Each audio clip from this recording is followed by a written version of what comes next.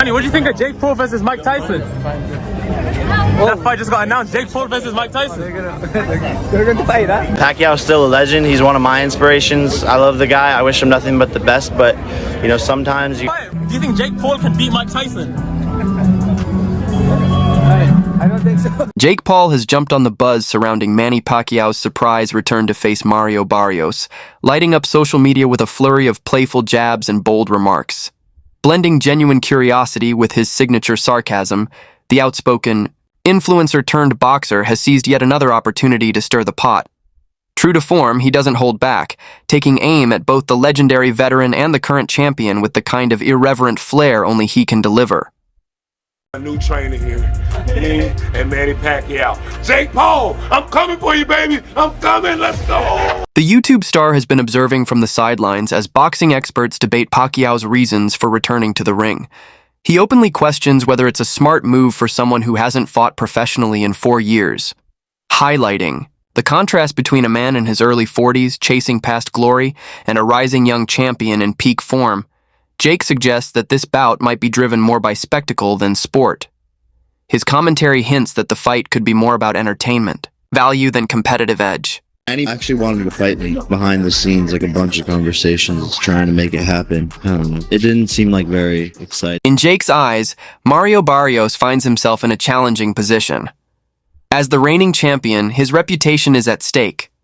While Barrios has proven his heart and skill in the ring, he's now up against the seasoned legend that is Pacquiao.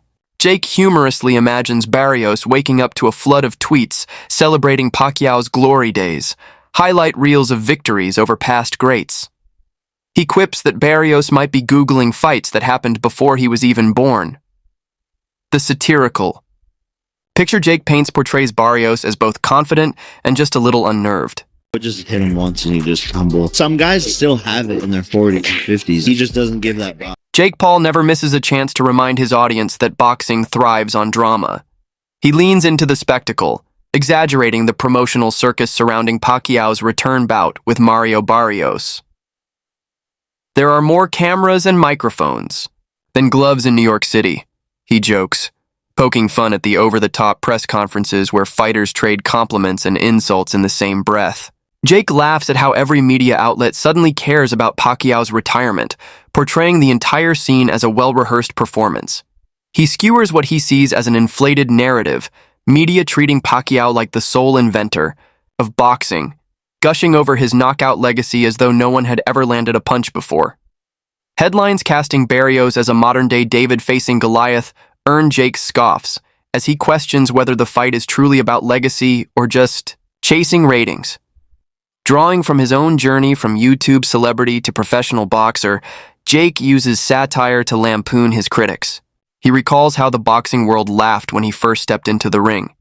Now, he says, those same voices mention him alongside old-school fighters. The comparison is sharp. If he can make the leap from meme videos to main events, why can't Pacquiao return after a long hiatus? In true Jake Paul fashion, his commentary mocks both the doubters of his career and the hype machine behind Pacquiao's comeback.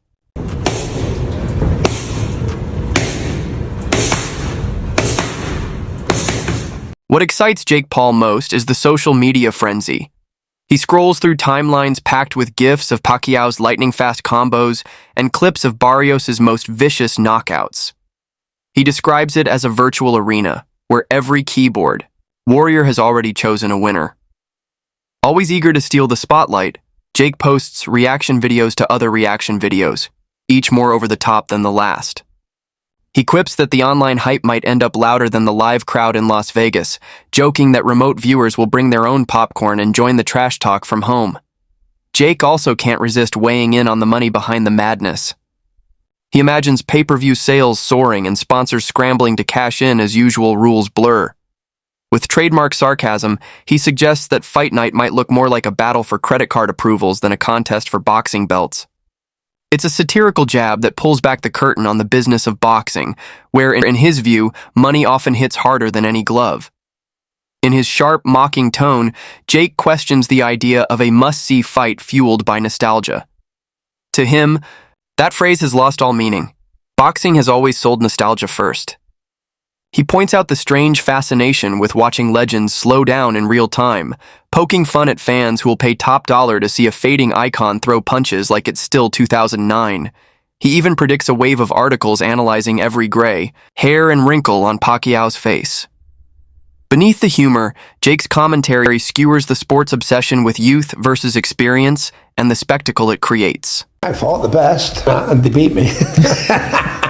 Like Mayweather and Pacquiao, and like that. But Jake Paul makes sure his audience doesn't forget that Mario Barrios earned his place, slipping past tough contenders to claim the WBC belt. He praises Barrios' footwork and stamina, even as he cracks jokes about the pressure of facing a living legend. With a smirk, he notes that Barrios has a six-pack and youth on his side, while Pacquiao might just have 9 lives. The comparison sets up a cartoonish scene. Barrios bounding around the ring with energy, and Pacquiao gliding like a ghost, elusive and eternal. Jake balances ridicule with respect, framing the matchup as more than just a fight. It's old school versus new school, grit versus flash. He uses his own journey to needle boxing purists, mocking the idea that the sport should be reserved for lifelong athletes. Boxing's run by celebrities now, he jokes. Soon the next champ might be a TikTok star with a killer left hook. His satire questions who gets to belong in the ring, challenging outdated gatekeeping with sharp wit and confidence. Jake also highlights the contrast in training camps. He paints a vivid picture of Pacquiao honing his craft in a steamy gym somewhere in the tropics, monks chanting in the background, only to later lift weights in a sleek, futuristic facility. He jokes that he's seen more Instagram stories from Pacquiao's camp than from his own dad's birthday party. His humor plays on the mystique of Pacquiao's discipline versus Barrios' modern methods, drawing out the cultural and generational divide that defines this fight. Destroyed by Manny Pacquiao like I did in 2 rounds. And then, I knew my career was over, no more boxing. Jake's commentary eventually turns to technique, delivered with his trademark mix of mock seriousness and satire. He breaks down Pacquiao's legendary left cross as if lecturing a classroom of beginners, questioning whether the punch still carries its trademark speed after 4 years out of the ring. In contrast, he describes Barrios' jab as having the punctual precision of a digital clock. The overly technical tone, laced with humor, invites viewers to laugh at how obsessively the boxing world dissects every twitch and feint. But Jake doesn't stop at the mechanics of the sport. He takes aim at boxing's convoluted structure, skewering its labyrinth of promotions, rankings, and sanctioning fees. He quips that understanding boxing titles requires more effort than reading a quantum physics textbook, and jokes that someone could accidentally become a champion just by getting confused during a press conference.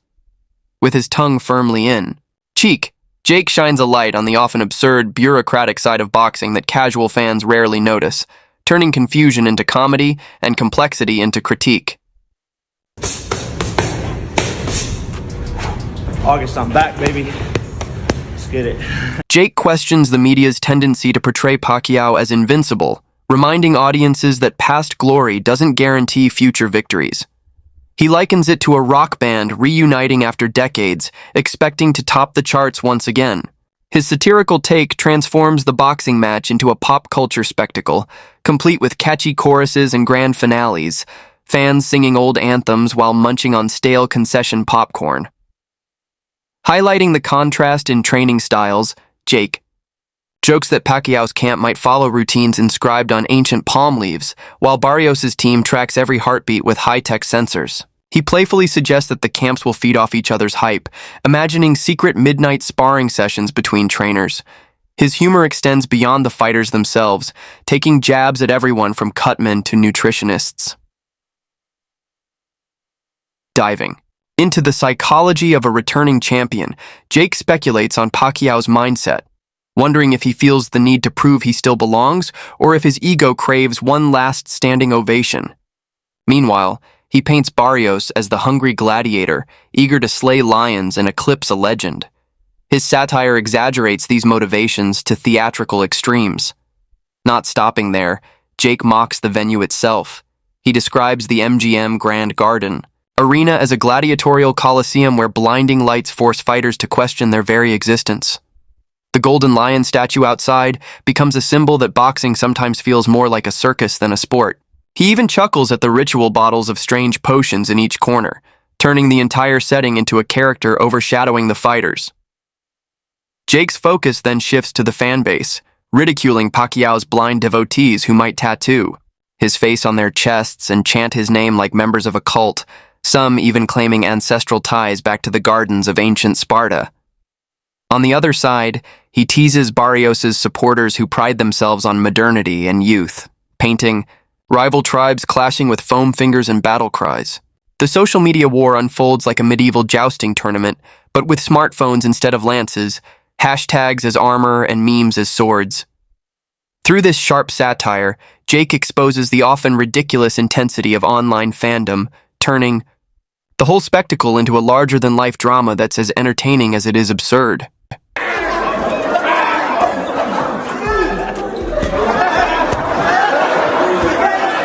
Jake delights in spinning conspiracy theories, playfully suggesting that promoters secretly orchestrated Pacquiao's comeback purely for profit.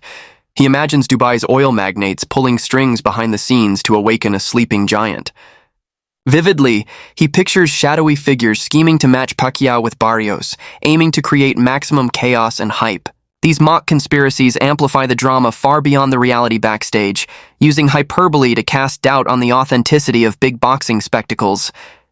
Diving into the theme of age in combat, Jake wonders if Pacquiao, 2 decades ago, could have moved like a ghost, effortlessly dodging Barrios' attacks. Now, he jokes, every punch probably feels like a sledgehammer blow. He exaggerates for comic effect, imagining Barrios could send shockwaves through Pacquiao's bones with just a blink. His sharp humor targets the common sports narrative that age is just a number, using the realities of aging to poke fun at overly optimistic analyses.